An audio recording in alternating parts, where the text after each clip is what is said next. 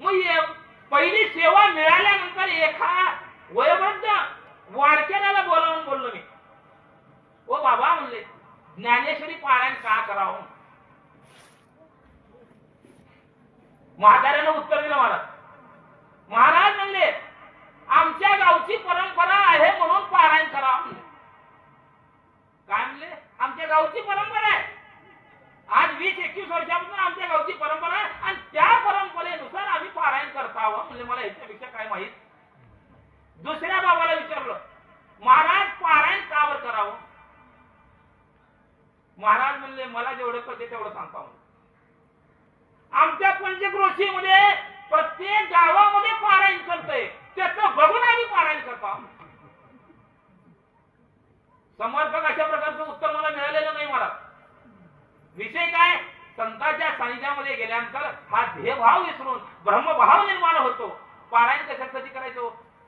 त्या देहातील ध्येयभाव विसरून ब्रह्मभावामध्ये जाण्यासाठी पारायण करायचंय, ज्ञानेश्वरी वाचायचं आहे. एका माऊलीला बोलावून घेतलं म्हातारी माणसाला.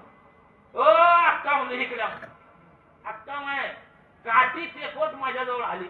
मी अक्काला म्हणलो, तुझ्यापर्यंत मी येतो. नाही नाही महाराज, तुमचं दर्शन बी घ्यायचंय आणि तुमच्या प्रश्नाचं उत्तर बी द्यायचं.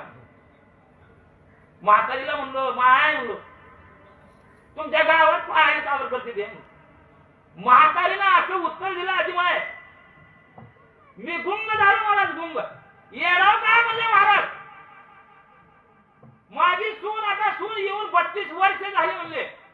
कधी नाश्ता दिली, कधी 2 टाइम जेवण दिली आणि आमच्या गावात पारायण सुरू झाल्यापासून 1 टाइम नाश्ता आणि 2 टाइम जेवण पंचपक्वानाचं मिळतंय म्हणून पारायण करायचं. कशासाठी पारायण करायचं?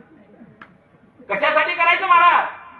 1 टाइम नाश्ता 2 टाइम जेवण मिळतं, पारायण करायचं.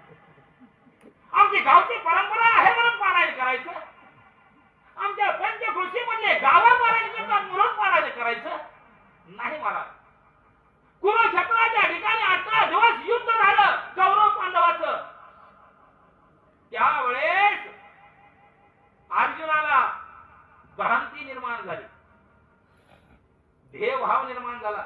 ब्रह्मभाव देव असून सुद्धा ध्येयभाव निर्माण झाला. मग आता तरी विषय सोडा. अर्जुना संगे हा वैकुंठाचा मालक भगवंत होता.